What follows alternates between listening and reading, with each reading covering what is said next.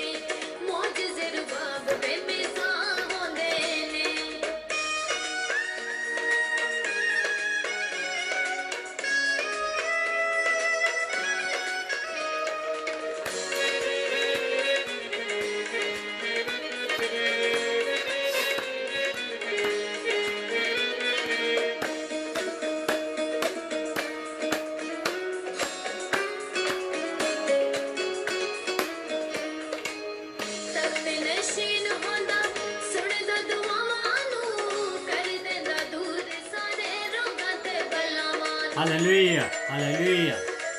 Yes.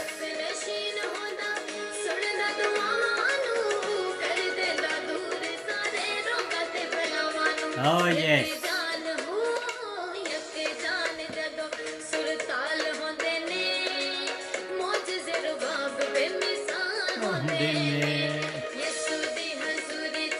ਹਾਲ ਹੁੰਦੇ ਨੇ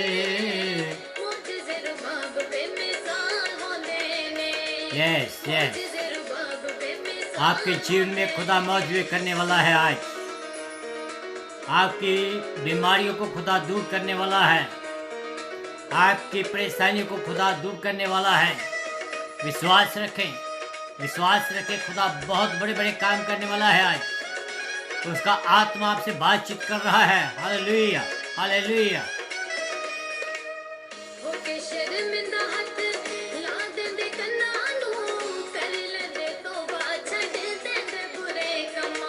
yes yes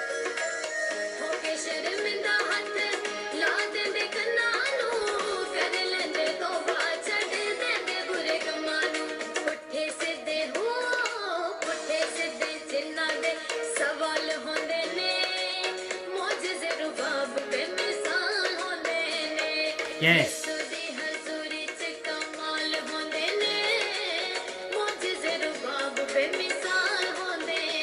hallelujah hallelujah yes शैतान आता है मारने के लिए चोरी करने के लिए बर्बाद करने के लिए लेकिन यीशु मसीह आता है जीवन देने के लिए शिफा देने के लिए आज यीशु आपको शिफा देने वाला है यकीन करें यीशु आपको शिफा देने वाला है कोई बीमारी क्यों ना हो आप यीशु के बंदे हैं यीशु में रहें यीशु से कहो मैं नहीं डरूंगा yes yes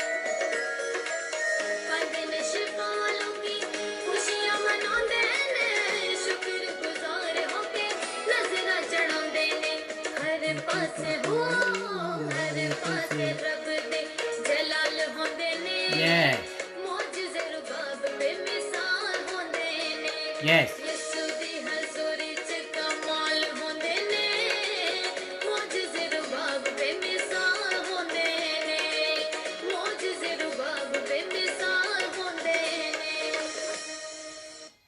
Yes, that's true.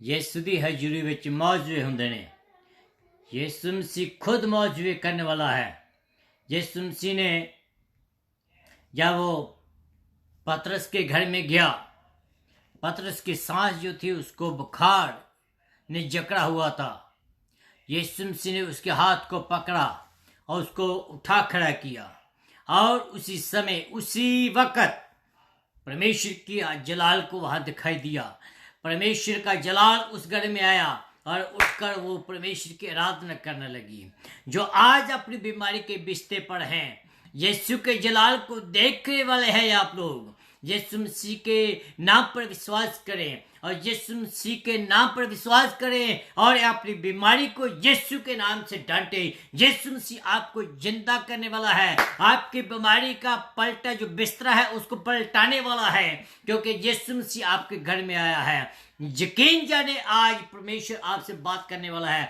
आइए हम खुदावंद के वचन की ओर बढ़ते हैं जो खुदावंद का वचन जो है वो हमें मिलता है जो इफिसियों की किताब उसका 3 अध्याय उसकी 16 आयत से लेकर 19 आयत तक जो मैं आपके सामने हिंदी में पढ़ूंगा अगर आपके पास कोई भी बाइबल है किसी भी लैंग्वेज में तो आप मेरे साथ उसको खोल सकते हैं और पढ़ सकते हैं वचन में लिखा है बड़ी साफ रीति से कि जे अपनी महिमा के धन के अनुसार तुम्हें ये दान दें कि तुम उसके आत्मा से अपने भीतरी मनुष्यत्व में सामर्थ्य पाकर बलवंत होते जाओ और विश्वास के द्वारा मसीह तुम्हारे हृदय में बसे कि तुम प्रेम में जड़ पकड़कर और नींव डालकर सब पवित्र लोगों के साथ भली भांति समझने की शक्ति पाओ कि उनको चौड़ाई लंबाई और ऊंचाई और गहराई कितनी है और मसीह के उस प्रेम को जान सको जो ज्ञान से परे है, कि तुम्हारा परमेश्वर की सारी पूरी तक परिपूर्ण हो जाओ। खुदा अपने वचन के पढ़े और सुने जाने पर आशीष दे। आमीन। Hallelujah, hallelujah. परमेश्वर के नाम की महिमा हो। परमेश्वर का वचन जो आज हमने पढ़ा है बहुत जबरदस्त है। परमेश्वर की भली भांति जो इच्छा है उसको जानने के लिए सबसे पहले कि जैसे मेरी एक रीत है कि मैं आप लोगों के बगैर कुछ भी नहीं हूं, ठीक है। और क्योंकि आप ही लोग हैं जो इस प्रोग्राम को सक्सेस बना रहे हैं, आप ही लोग हैं जो इस प्रोग्राम के द्वारा आशीष पा रहे हैं। और हमें मुझे पता चलता है, आप लोग कॉल करते हो, आप लाइक करते हो, व्यू करते हो, इससे पता चलता है कि आप लोग मेरे साथ बने हैं और इस प्रोग्राम को आप आगे भी लेकर जाते हैं। तो परमेश्वर का जो वचन है, सबसे पहले मैं आप सब लोग को प्रभु यीशु मसीह के पवित्र पाक पवित्र नाम से आप सबको जय मसीह की कहता हूं। और खुदा का मैं आप लोगों के लिए धन्यवाद करता हूं कि वो हमें अपनी मेहनत के लिए इस्तेमाल करता है। आप कहीं भी हो, चाहे इंडिया में हो, पाकिस्तान में हो, न्यूजीलैंड में हो, कहीं कहीं भी जहाँ भी फेसबुक जो चलता है, ये सोशल मीडिया चलता है, उन सब लोगों को मैं good morning, good evening and सलाम जय मसीह की कहता हूँ प्रभु यीशु मसीह के पवित्र नाम में। तो आइए हम सीधा आज टाइम की बचत के लिए टाइम को बचाएं और हम सीधा खुदावंद के वचन की ओर चलते हैं। अगर आप मेरे साथ कल थे तो कल हमने देखा था 14वीं आयत के बीच में हमने देखा था कि जो एक आदमी है प्रार्थना वाला जीवन वो किस रीति से बताता है।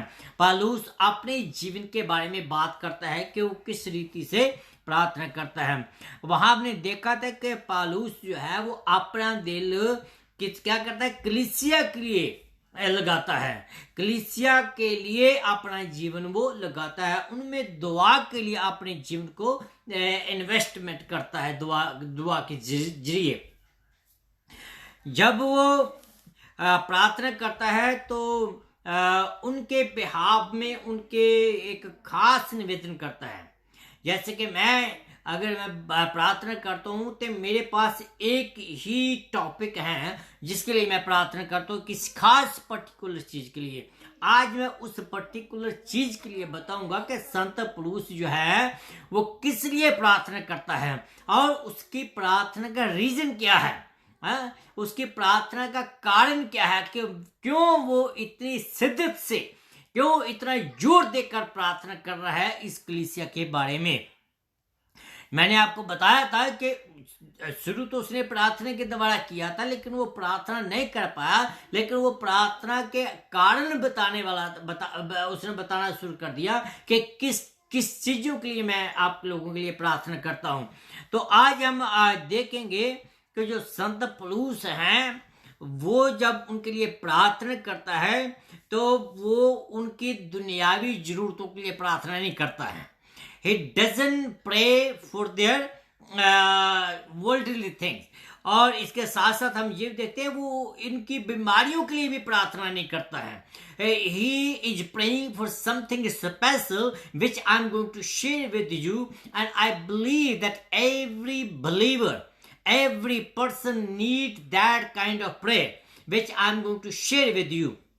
और मैं ये भी कहता हूं कि संत पौलुस जब इस कलीसिया के लिए प्रार्थना करता है, चाहे कि वो कलीसिया परसिक्यूशन के थ्रू जा रही थी, लेकिन फिर भी वो जो है वो उनकी परसिक्यूशन की रिहाई के लिए प्रार्थना नहीं करता है। No, he doesn't pray like that। और वो खास बात जो है वो मैं आपको बताना चाहता हूं कि उनकी प्रार्थना के लिए क्या करता है। तो क्या है कि जैसे आज हम लोग प्रार्थना, हमारी जो प्रार्थना है मोस्टली 99% जो हमारी प्रार्थना सेल्फिश होती है। ज्यादातर हम प्रार्थना अपने लिए करते हैं, ज्यादातर हम प्रार्थना अपनी जरूरतों के लिए करते हैं, हम अपनी जरूरतों खुदा के सामने रखते हैं। लेकिन संत पौलुस अपने लिए प्रार्थना नहीं वो करता है, और संत पौलुस कलीसिया के लिए प्रार्थना करता है। और वो ऐसी प्रार्थना करता है हम लोग जो हैं वो हम अपनी बीमारियों के लिए प्रार्थना करते हैं, हम अपनी खुशहाल जीवन के लिए प्रार्थना करते हैं, हम पैसे के लिए प्रार्थना करते हैं, हम सुरक्षा के लिए प्रार्थना करते हैं, और भी बहुत सारे ऐसे कारण हैं जिनके लिए हम लोग प्रार्थना करते हैं। लेकिन हाँ, ये बात बिल्कुल सही है, मैं ये नहीं कह रहा हूं कि इन बातों के लिए प्रार्थना नहीं करनी चाहिए। That is very very important that we need to pray all these things, but most of the time क्या होता है कि हम इन प्रार्थनाओं के बीच में फंसकर या इन प्रार्थनाओं के बीच में उलझाकर असली मुद्दे से हम पीछे हट जाते हैं। वचन में लिखा है फिलिपियों की किताब उसका 4 अध्याय उसकी 6 और 7 आयत में आपके सामने पढ़ना चाहता हूं। कहता है कि किसी भी बात की चिंता ना करें, किसी भी बात की चिंता ना करें, परंतु हर एक बात में प्रार्थना और निवेदन के द्वारा तुम्हारी बेनती धन्यवाद के साथ परमेश्वर के प्रस्तुत की जाए। हर जीवन हम रोजाना की जो जरूरतें हैं, जैसे मैंने आपको बताया है कि हम रोजाना की जरूरतों की और ज्यादा ध्यान देते हैं, और लेकिन जो संदीपक के जीवन है उसकी और हम ज्यादा ध्यान नहीं देते हैं। तो संत पौलुस ऐसे ही जीवन के बारे में ज्यादा चिंतित हैं। और मैं एज ए पादरी मैं आपको ये बताना चाहता हूँ, श्योरिटी देना चाहता हूं कि हर एक जो खुदा का सेवक है, हर एक जो खुदा का सेवक है, वो ज्यादातर अपनी कलीसिया की आत्मिक उन्नति के लिए प्रार्थना में जोर देता है। ठीक है, जो बातें मैंने पहले कही हैं, हमें शारीरिक अच्छाई की जरूरत है, शिफा की जरूरत है, दैट्स वेरी राइट। हमें पैसे की जरूरत है, वेरी राइट। हमें और भी बहुत सारी चीजों की जरूरत है, it's very right, nothings wrong with that. But most important that जो पौलुस यहाँ कर रहा है वो ये है कि हम दुनिया की चीजों में ज्यादा घुसकर स्पिरिचुअल चीजों को नजरअंदाज कर देते हैं। We just backslide from that things and we give the most preference to our worldly needs. Okay, संत पौलुस जो है जब इफिसियों के लिए प्रार्थना करता है, उसका फोकस जो होता है, उसका जो मेन बात वो थी, वो आत्मिक बातों की वो ज्यादा चिंता करता है। मे भी हो सकता है कि उनका जो आत्मिक जीवन है वो थोड़ा सा कम होता उनको दिखाई दे रहा हो, जहां वो अपने आत्मिक जीवन से थोड़ा दूसरी चीजों की और ज्यादा ध्यान देते होंगे। संत पौलुस जो है, मैं आपका जो ध्यान है संत पौलुस की जो कलीसिया है, जो प्रार्थना है अपनी कलीसिया के लिए, उसकी तरफ आपका ध्यान दिलाना चाहता हूं। पहली बात वो क्या है, उनके आत्मिक बल के लिए प्रार्थना करता है। आत्मिक बल, ओके, मैं आपको बताऊं कि वो आत्मिक बल के ऊपर ज्यादा जोर क्यों देता है। मैं आपको यह बताऊंगा कि वचन में लिखा है कि पहले तुम परमेश्वर के राज्य और उसकी धार्मिकता की खोज में लगे रहो और बाकी सब चीजें जो तुम्हें मिल जाएंगी। संत पौलुस ने ये जो बात है अपने जीवन में तजर्बा कर चुका था वो, और वही तजर्बा जो है वो दूसरों को बताने वाला है कि दुनिया की बातों में ज्यादा ना पड़े, बल्कि परमेश्वर की ओर अपने हाथों को बढ़ाएं। और परमेश्वर चाहता है कि आपको शिफा दे, परमेश्वर चाहता है कि वो आपको अमीर बनाए, परमेश्वर नहीं चाहता है कि उसका कोई भी आदमी जो है वो गरीब रहे। परमेश्वर चाहता है कि आपको एक सिर बनाए, पूछ नहीं वो बनाता। परमेश्वर चाहता है कि आपको वो पतवंतों के बीच में बिठाएं, आपको कंगाल नहीं वो रहने देना चाहता। हाँ, लेकिन हमारा जो कर्तव्य है वो है कि हम आत्मिक बातों के, आत्मिक बल के लिए हमें प्रार्थना करनी है, जैसे पौलुस कहता है। और संत पौलुस जो जहां अपनी प्रार्थना के बीच में एक शब्द इस्तेमाल करता है, बलवान, सामर्थ, और इसका मीनिंग क्या है, the power which reside within something by nature. इसका मतलब ये नहीं है कि आत्मिक बल हम अपनी ताकत से, अंदर से हम खुद प्राप्त करते हैं, ऐसी बात नहीं है। वी आर नथिंग, हम लोग अपनी ताकत से पवित्र आत्मा को ग्रहण नहीं कर सकते हैं, या उसकी ताकत को ग्रहण नहीं हम कर सकते हैं। हाँ, ये बात तो जरूर है कि जब हम परमेश्वर से हमारा रिश्ता जुड़ जाता है, जब परमेश्वर से हम हमारे संबंध बन जाते हैं, तो वो जरी आत्मिक बल जिसके बारे संत पौलुस बात करता है, वो ऑटोमेटिकली हमारे मन में, हमारे अंदर आ जाती है। वो आत्मिक बल जो है वो हम पा देते हैं। That the strength of God in the inner man that enable the believer to live like our Lord.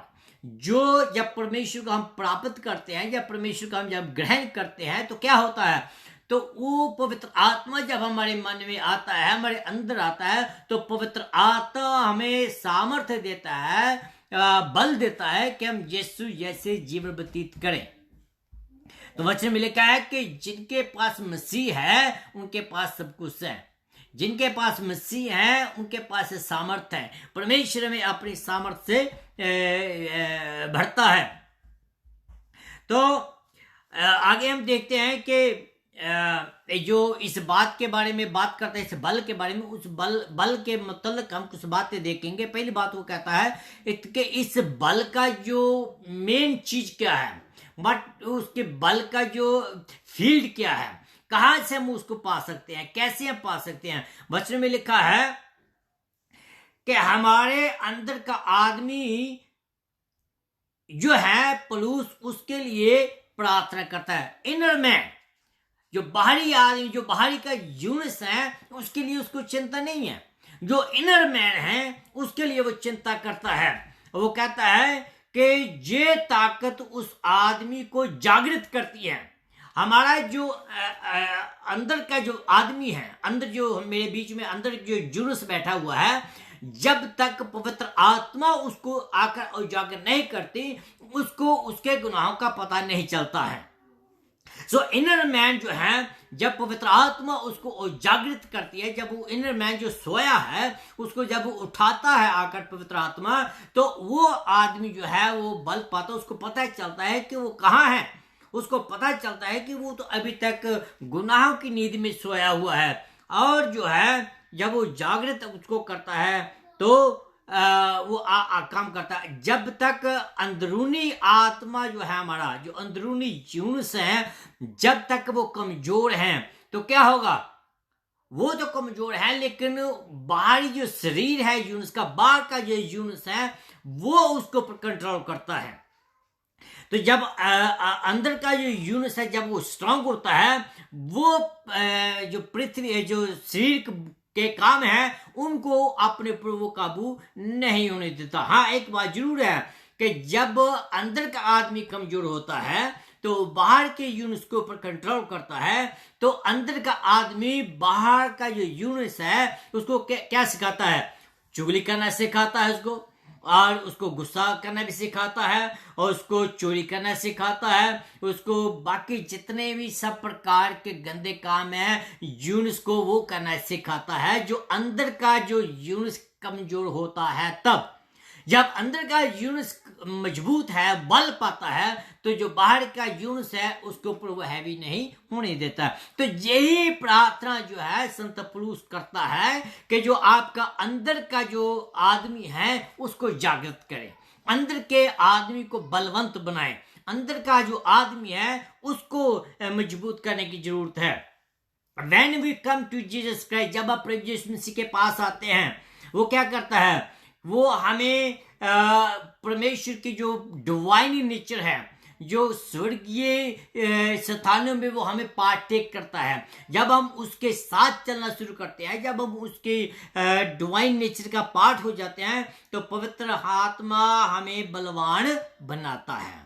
तो हमारा जो अंदरूनी आदमी है वे क्या करता है कि हमारे अंदरूनी आत्मा को पवित्र आत्मा जो है खुदावंद का वचन देता है, और वो हमें प्रार्थना करना सिखाता है। और वो जब हम अपने अंदरूनी जो आदमी है, जब हम उसको निलेक्ट करते हैं, जब उसको नजरअंदाज करते हैं, तो फिर क्या होता है कि जो आदमी है वो आत्मिक तौर पर ऊंचाइयों पर नहीं जा सकता है। वाई? बिकॉज हम अंदर के जो अंदर का जो यूनुस है उसको हम नेलेक्ट करते हैं, उसको बाहर का यूनुस जो है अंदर वाले यूनिट्स को नेग्लेक्ट करता है तो बाहर का यूनिट जो है वो हैवी हो जाता है। तो इसलिए हमें जो हमारा इनर मैन है, जो हमारा अंदर का यूनिट है, उसको कमजोर ना करें, उसको आत्मिक बल दें। यही पलूस जो है बात करता है, कहता है कि मेरी प्रार्थना है कि आप जो है आत्मिक बल पाते चले जाएं, आत्मिक तौर पर मजबूत होते चले जाएं। इस शक्ति की जो हमें बहुतायत की जरूरत क्या है, इस बल की बहुतायत की जरूरत क्या है? पलूस की प्रार्थना जो है वो आत्मिक बल जो उसकी महिमा के धन के अनुसार मिले, उसकी प्रार्थना है। ये विश्वासियों को आत्मिक बल जो है बहुतायत से जरूरत है, बहुतायत से जरूरत है उसकी। क्योंकि अगर किसी भी घड़ी आत्मिक तौर पर जब हम कमजोर होते हैं तो वचन में लिखा है कि जो शैतान है वो बाहर खड़ा हुआ है, आपके दिल के दरवाजे पर शेर की जैसे गरजता है कि जब मैं कमजोर हूं वो आकर हमारे ऊपर कब्जा कर लेता है। इस बल का जो है उपयोग हम कैसे करें? प्रार्थना की ध्यान दें कि संत पलूस की प्रार्थना क्या है। वो कहता है, पलूस की ये प्रार्थना है कि अंदरूनी आदमी पवित्र आत्मा के द्वारा बलवंत बने। आत्मा के द्वारा, मैं अपनी ताकत से बलवंत नहीं बन सकता हूं, मैं अपने पैसे की सिक्योरिटी से मैं बलवंत नहीं बन सकता हूं, मैं अपने पैसे से अपने अंदरूनी जो आदमी है उसको बचा नहीं सकता हूं, मैं अपने बड़े घर से या बड़े बैंक बैलेंस से या बड़े परिवार के द्वारा मैं अपने अंदरूनी आदमी को नहीं बचा सकता हूं। यह सिर्फ और सिर्फ पवित्र आत्मा का जो बल है जिसके लिए पलूस प्रार्थना करता है, उस बल के द्वारा ही ये सब कुछ हो सकता है।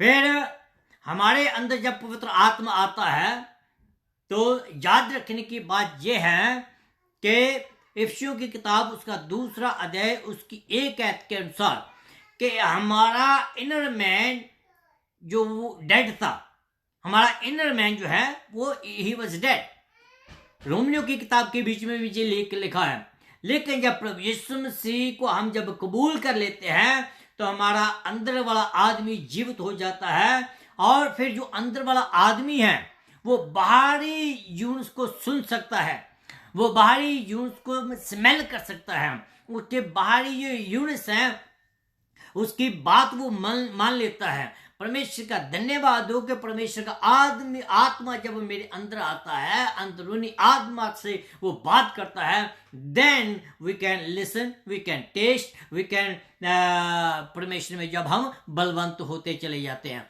जब तक वो अंदर वाला आदमी डेड है, उसके बाहरी आदमी के आसपास कुछ भी होता रहे उसको कुछ भी नहीं पता चलता है। जितनी मर्जी प्रचार करता रहे, बाहर का जो आदमी है इधर से सुनेगा इधर से निकाल देगा, उसको कुछ फर्क नहीं पड़ता।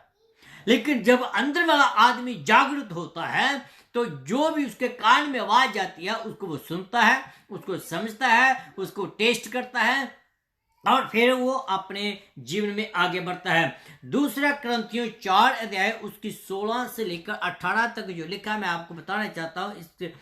इसलिए हम साहस ना छोड़े, साहस नहीं खोए। यदि हमारा बाहरी आदमी जो है वो खत्म होता जा रहा है, फिर भी हमारे आत्मिक आदमी का जो दिन प्रतिदिन नवीनीकरण होता जा रहा है, क्योंकि हमारा पल पल का ये हल्का सा क्लेश एक ऐसी चिरस्थायी महिमा उत्पन्न कर रहा है जो कि अतुल्य है, जिसका कोई मूल्य नहीं है। हमारी दृष्टि उन वस्तुओं पर नहीं जो दिखाई देती है, पर उन वस्तुओं पर है जो दिखाई नहीं देती है। क्यों? क्योंकि दिखाई देने वाली वस्तु जो है वो खत्म हो जाएंगी, लेकिन जो ना दिखाई देने वाली वस्तु है वो हमेशा के लिए रहेंगी। पौलुस उनकी आत्मिक जरूरत के लिए प्रार्थना करता है और हर एक विश्वासी को भी इसकी जरूरत है। माय डियर फ्रेंड्स, जो दूसरे ग्रंथियां पौलुस ने यही ग्रंथियां वो को लिखा है, और यही बात वो इनको भी कहता है कि हम बाहरी आदमी की चिंता ना करें। बाहरी जो आदमी है वो धीरे धीरे खत्म होता चला जाता है, लेकिन जब हम मसीह में बढ़ते हैं, जब हम परमेश्वर से आत्मा पाते हैं, तो हमारा जो अंदर का जो आत्मा है वो मजबूत हो जाता है। अंदर का जो आदमी है वो मजबूत होता चला जाता है। तो हमारा जो ध्यान है, हमारा ध्यान जो दुनियावी चीजों के ऊपर नहीं लगता है। किसकी चीजों के ऊपर लगता है? आत्मिक चीजों के ऊपर, जो दिखाई नहीं देती है अभी, लेकिन एक दिन आएगा जब हर एक चीज परमेश्वर के सामने बिल्कुल साफ दिखाई दे जाएगी। पहली बात वो प्रार्थना करता है कि ये जो जीवन है वो कैसे पाए। दूसरी बात वो उनके आत्मिक जुनून के लिए प्रार्थना करता है, वो आत्मिक प्रेम के लिए बात करता है, आत्मिक उत्साह के लिए प्रार्थना करता है। ये प्लस की दो बातें मैं बताना चाहता हूँ। पहले प्रेम, उनका जो जुनून है उसकी जड़, वचन में लिखा है उसकी जड़ जो है। फिर जीवन प्रेम की हकीकत, ये दो बातें मैं आपके सामने अभी रखूंगा, और उसके बाद फिर मैं ये वचन जो है वो खत्म करने वाला हूं। 17वें पद में लिखा है, विश्वास के द्वारा मसीह तुम्हारे हृदय में निवास करे। विश्वास के द्वारा मसीह तुम्हारे हृदय में निवास करे, जो निजात के लिए नहीं प्रार्थना नहीं करता, क्योंकि हम लोग पहले से निजात पा चुके हैं। ओके, जब एक गुनहगार तौबा करता है तो खुदा उनके दिलों में वास करता है। जब कोई भी आदमी जो भी गुनहगार है वो जब प्रार्थना करता है, खुदा को कबूल करता है, तो खुदावंत का आत्मा हमारे दिल में आकर बैठता है, हमारे दिल में आकर जगह लेता है। तो जहां जो निवास की बात है, वो निवास के ऊपर मैं थोड़ा जानना पाऊंगा कि निवास एक घर में आनंद पूर्वक तौर पर रहना। अगर मैं जब अपने घर में रहता हूं, मुझे किसी चीज की चिंता नहीं है, मैं बड़े आनंद पूर्वक रहता हूं, मुझे कोई भी किसी बात की चिंता नहीं है। इसी रीति से जब तक पवित्र आत्मा हमारे दिल में नहीं आता है, तो परमेश्वर जो है वो हमारे दिलों में नहीं आ सकता है। और परमेश्वर का आना हमारे जीवन में बहुत जरूरी है, ताकि वो हमारे दिलों में आकर राज्य करे, हमारे दिलों में आकर वो निवास करे, हमारे दिलों में आकर वो हमें आगे ताकत देता चला जाए। लेकिन वचन में लिखा है कि जुनून की जड़, प्रेम की जड़ जो कहां से आती है। यहां पौलुस उनकी मैच्योरिटी की बात करता है, कि कहता है कि तुम प्रेम की जड़ पकड़ते चले जाओ, जुनून की जड़ पकड़ते चले जाओ, मसीह के प्रेम में मजबूत होते चले जाओ। कहता है कि तुम्हें परमेश्वर को ग्रहण कर लिया है। ये बात मैं आपको एक बात बताऊं कि ये जो वचन लिखा है किसी नॉन क्रिश्चियन को नहीं लिखा है, या किसी गैर मसीह को नहीं लिखा, ये जो पक्के मसीह हैं उनको लिखा है, क्योंकि वो दुखों के कारण, परेशानियों के कारण, जहाँ पौलुस की उसके हालात को देखकर उनकी जो आत्मिक उन्नति थी वो कम होती जा रही थी। संत पौलुस जेल में रहता हुआ उनको इनकरेज करता है, जेल में रहता उनको इनकरेज करता है कि भैया ये बातें जो है दुनियावी बातों की तरफ ध्यान ना दें। ये जो आज दिख रही है ना, जो परसिक्यूशन तुझे दिख रहे हैं, या जो मेरी हालात तुझे दिख रही है, जहाँ आसपास के जो हालात तुम देख रहे हो, ये टिकने वाले नहीं है, ये सब खत्म हो जाएंगे। लेकिन आपको अंदरूनी जो आदमी है उसको मजबूत करने की जरूरत है। आदमी जो अंदर का आदमी है, जब हम उसको मजबूत करते हैं, और वो आदमी जो है वो स्थायी रहता है। हालेलुया, परमेश्वर के नाम की महिमा हो। और मैं ये यकीन करता हूं कि जो लोग मसीह में हैं उनको दोबारा तौबा करने की जरूरत नहीं है, उनको बार बार यीशु मसीह को क्रूस पर चढ़ाने की जरूरत नहीं है, बल्कि उनको रोजाना प्रार्थना करने की जरूरत है। रोजाना प्रार्थना के द्वारा, वचन को पढ़ने के द्वारा जो अंदर का आदमी है उसको मजबूत करने की जरूरत है। जब, जैसे मैंने पहले कहा है कि जब हमारा अंदरूनी आदमी कमजोर होता है तो बाहरी चीजों हमारे पर कंट्रोल कर लेती हैं। तो परमेश्वर का वचन ये हमें कहता है, पौलुस से हमें कहता है कि ये जो आप बातें कर रहे हो ना, कि बाहरी दुनिया की जो चीजें हैं उनकी चिंता करते हुए आप अपने अंदरूनी आदमी को कमजोर कर रहे हो। कहता है कि बाहरी चीजों की चिंता ना करें, बल्कि आप अपने अंदरूनी जो आदमी है उसको मजबूत करें। हाँ, तो आगे चलें। कहता है कि पौलुस जो है उनकी मैच्योरिटी की बात करता है। जब पवित्र आत्मा हमारे ऊपर काबू कर लेता है, पूरी रीति से वो कंट्रोल कर लेता है और उसके और वो हमें प्यार करता है, हम खुदा से प्यार करते हैं और इसके साथ साथ हमें वो दूसरों को भी प्यार करना सिखाता है। देखिए, संत पौलुस जेल में हैं और उसको तो है कि मसीह उसको प्यार करता है, ठीक है ना। अब वो है उसी प्यार को लेकर जेल में रहते हुए भी अपनी परवाह नहीं कर रहा है, लेकिन वो दूसरों के बारे में चिंता करता है, दूसरों के प्यार की बात करता है कि तुम जो है मसीह में कमजोर ना पड़े, बल्कि मसीह में आगे बढ़ते चले। हाँ, हो सकता है, मुझे नहीं मालूम है कि आप कहाँ हैं इस समय, मुझे नहीं मालूम है कि आप कौन सी हालातों में हैं, मुझे नहीं मालूम है कि आप किस चीज़ों से परेशान हैं, मुझे नहीं मालूम है कि आपके बाहरी जो चीज़ें हैं वो आपके ऊपर कंट्रोल कर पा रखा है उन लोगों ने। लेकिन मैं आपको संत पौलुस जैसे आपको इनकरेज करता हूं कि इन बाहरी चीज़ों की चिंता ना करें, बल्कि अपने अंदर का जो आदमी है उसको मजबूत करें। उसको मजबूत कैसे करना है? पवित्र आत्मा के द्वारा, वचन को पढ़ने के द्वारा, प्रार्थना करने के द्वारा इसको हमें पढ़ना, आगे बढ़ना है।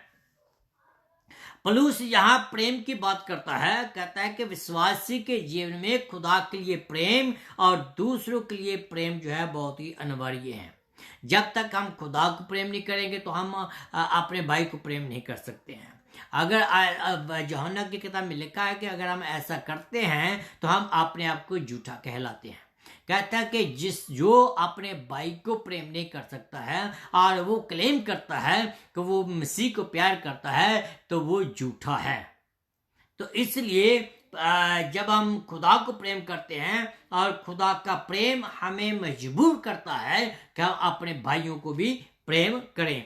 विश्वासी उस समय तक वो प्रेम नहीं कर सकता है जब तक पवित्र आत्मा आकर उसके जीवन में काम ना करे,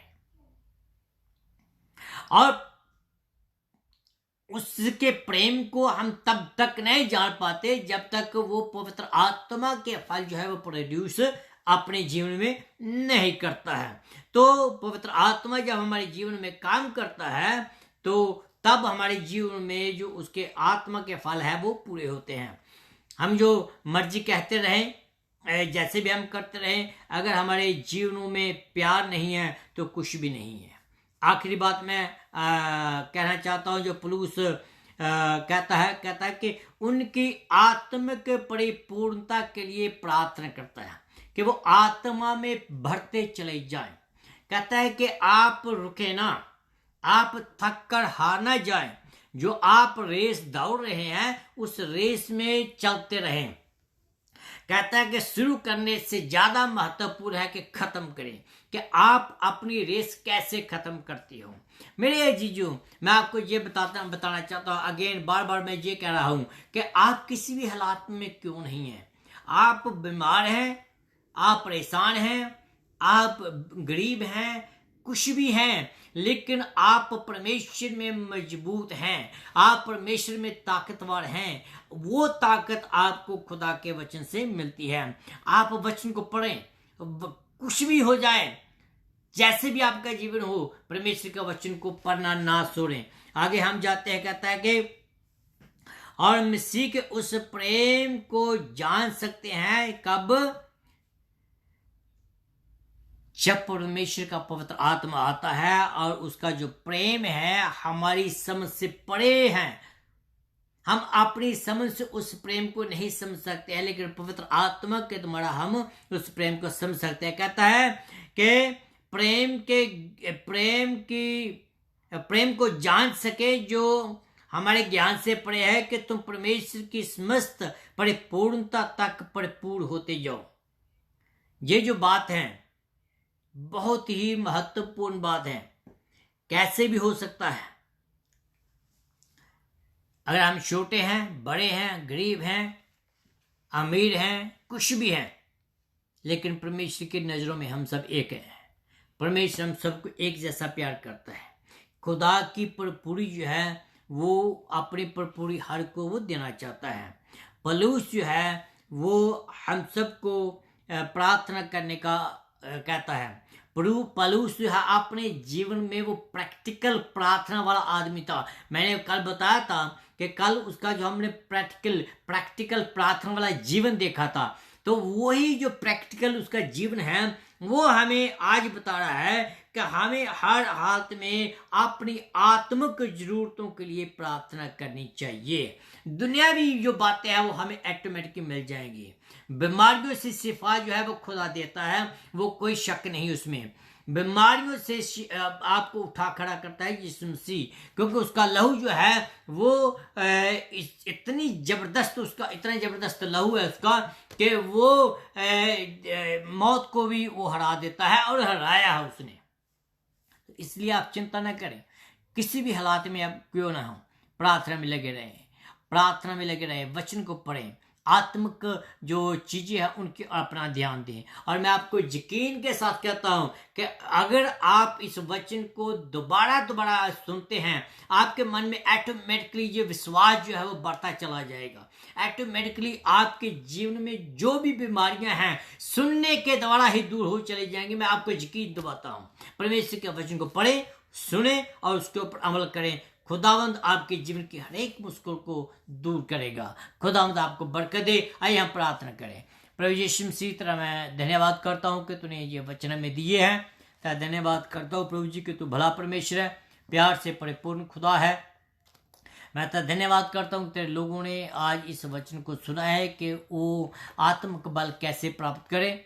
मेरे अनुग्रह के ईश्वर के परमेश्वर मैं तेरे से निवेदन करता हूं कि तेरे लोगों ने अपना जो कार्य है, जो आज्ञा तूने दी है, उस आज्ञा को पूरा किया है। मैं तेरे से निवेदन करता हूँ कि अब तो अपना कार्य पूरा कर। हरेक को हरेक की बीमारी से उनको शिफा दे, हरेक को हरेक की गरीबी से बाहर निकाल, हरेक को उसकी जो जॉब की प्रॉब्लम है उसको वो हल कर। अगर पिता परमेश्वर किसी को बच्चों की परेशानी है, उनकी परेशानी से उनको तो आजाद कर। पिता परमेश्वर तेरा अनुग्रह उनके ऊपर बना रहे, तेरा पवित्र आत्मा उनके जीवन में काम करे, तेरा पवित्र लहू उनके जीवन में काम करे, जिससे पिता परमेश्वर तेरे लोग आशीष पाते जाए। प्रभु जी तो भला परमेश्वर है, स्तुति के योग्य परमेश्वर है। मैं हर एक मेडिकल पर्सन को मैं तेरे हाथों में देता हूं, जो हॉस्पिटल्स में या नर्सिंग होम में या क्लिनिक पर काम करते हैं, डॉक्टर, नर्सेज, जहाँ जो टेक्नीशियन है, किसी भी या सेक्रेटरी है, कोई भी है, पिता परमेश्वर हर एक को तू अपनी सामर्थ से तू कवर कर प्रभु जी।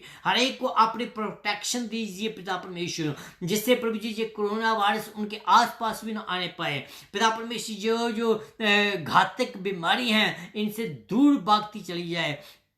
तेरे लोग पिता परमेश्वर तेरे में शिक्षा पाए, क्योंकि वचन में लिखा है कि हम तेरे में छिप सकते हैं, क्योंकि तो हमारा टावर है, तो हमारे छिपने की जगह है। ओ पिता परमेश्वर मैं प्रार्थना करता हूं एक बार फिर, जितने भी पिता परमेश्वर ये नए केस आ रहे हैं, हर एक के ऊपर तेरा अनुग्रह हो प्रभु जी। हर एक प्रभु जी तेरे शिफा पाए प्रभु जी। हर एक को तो अपने प्यारे हाथों में कवर कर मेरे खुदावंद, जिससे तेरे नाम को महिमा मिले। तो भला परमेश्वर, स्तुति के योग्य परमेश्वर है। तू एक जैसा परमेश्वर, तू ना बदलने वाला खुदा है। ओ पिता परमेश्वर तूने बीमारों को ठीक किया है, आज भी तू करता है, आज भी हम वही विश्वास करते हैं। भले परमेश्वर का धन्यवाद हो, धन्यवाद हो। इस प्रार्थना को सुन और पूर्ण का प्रार्थना यीशु मसीह के नाम से मांगता हूँ, आमीन एंड आमीन।